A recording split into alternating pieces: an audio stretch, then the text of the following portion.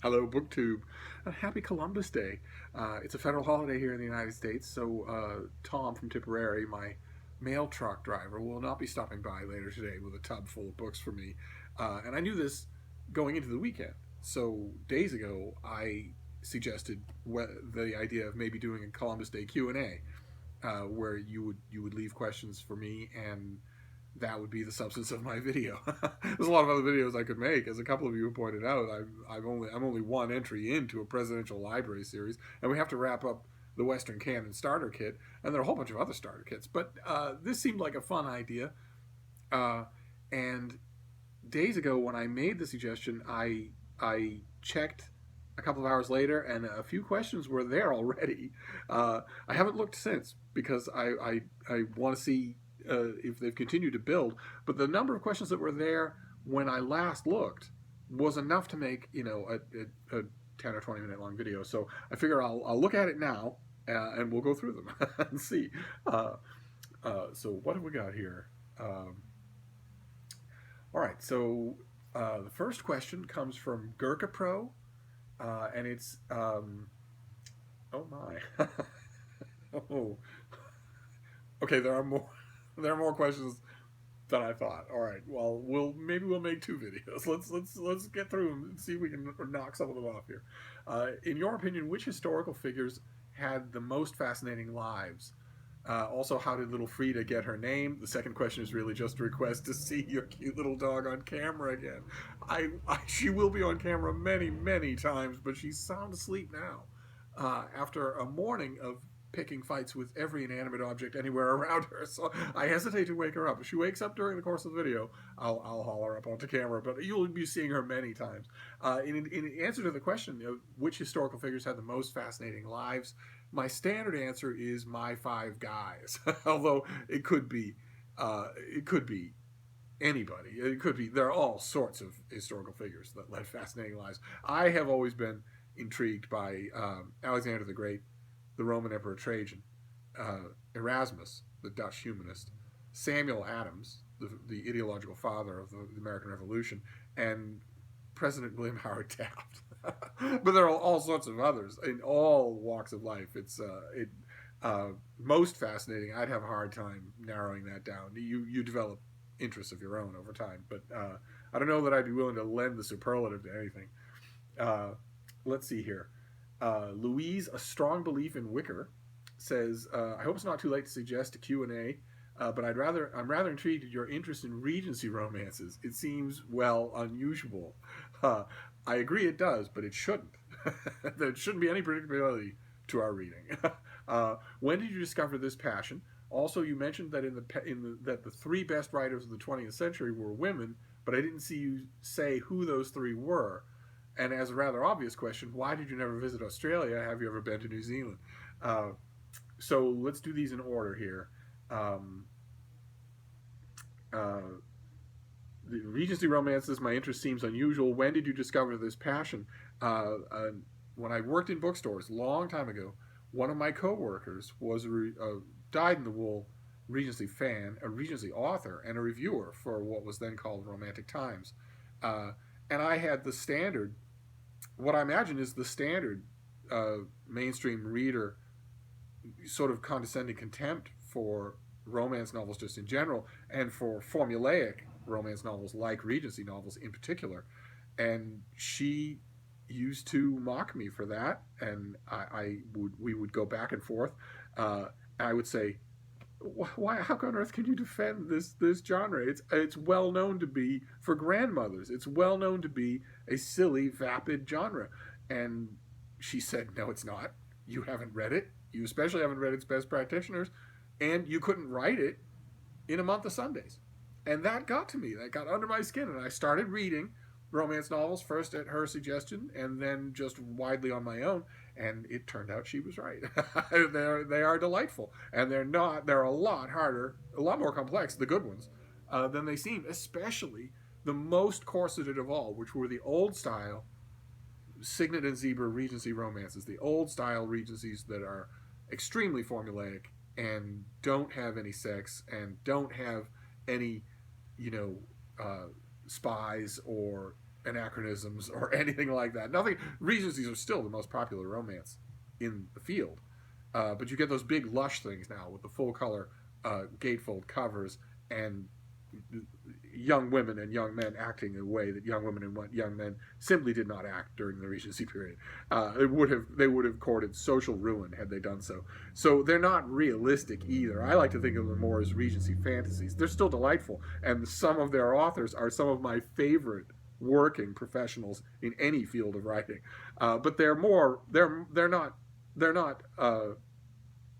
believable in the sense of the old style Regency romances, which, as far as I know, are no longer written by anybody anywhere. They were a gateway, and I found that I loved them more even than any other kind of romance. And as to how I stick with it, it's the same yardstick that I use for any kind of writing.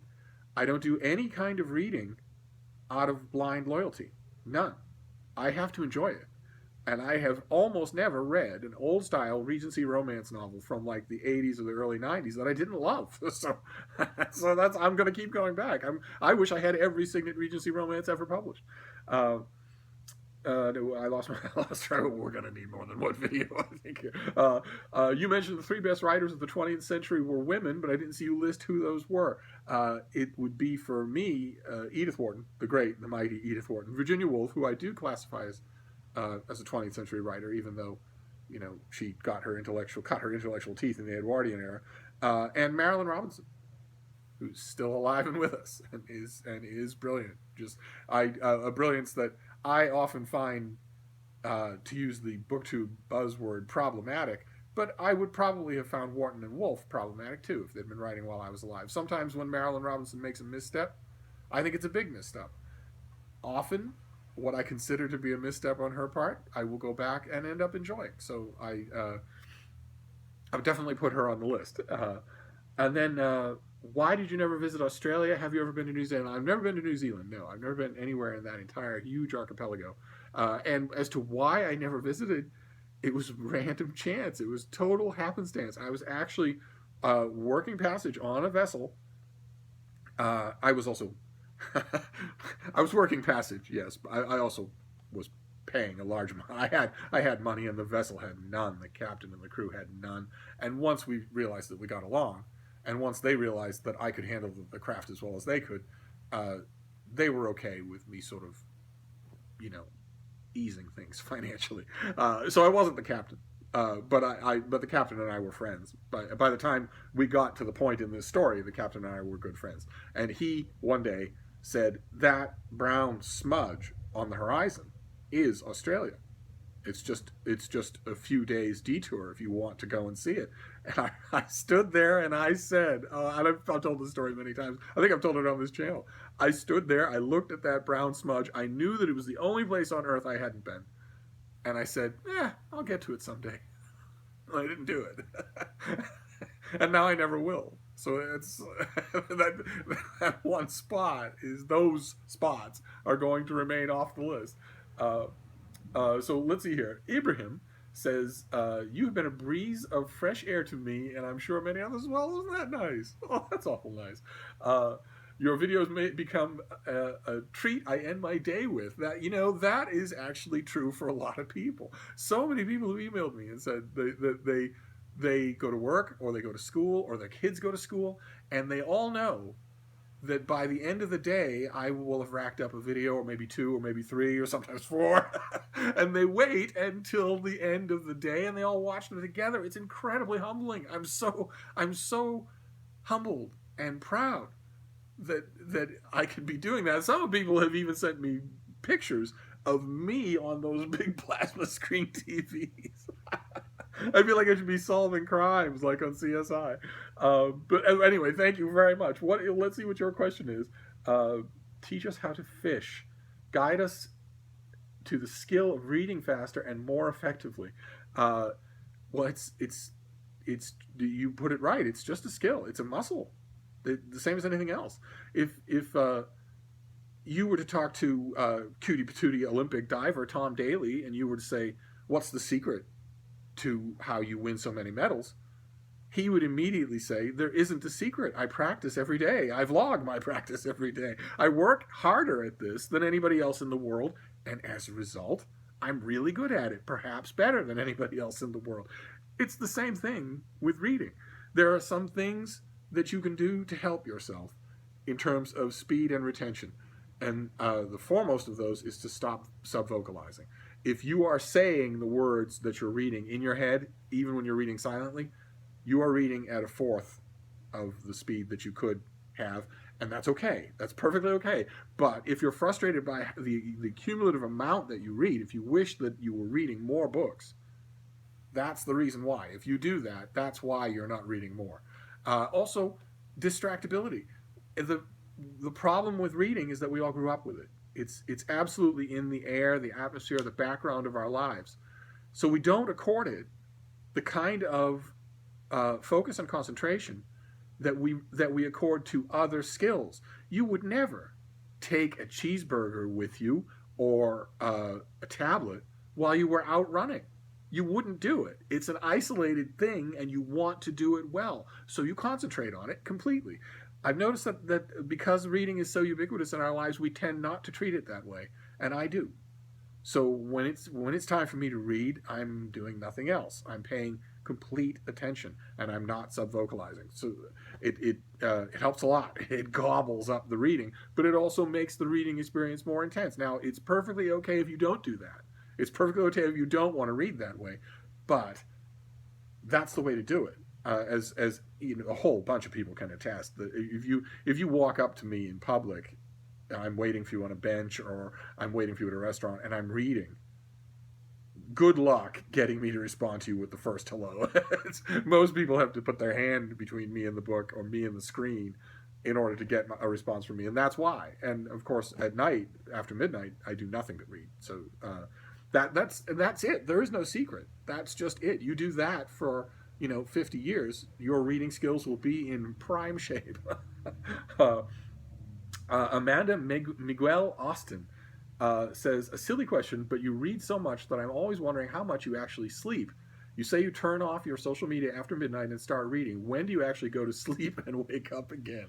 More generally, how many hours do you spend a day reading? I need roughly 2.5, roughly 3 hours out of every 24. So where you need 8 or 9, I need 2.5 to 3. So when I turn everything off and turn into a pumpkin at midnight, I turn off all the electronic devices, turn off all of the distractions of any kind, and just have the books that I've set aside for reading, I read steadily until, I don't know, 4:30, 5. And then sleep generally as the sun comes up, and then start the day. There are plenty of times that I sleep about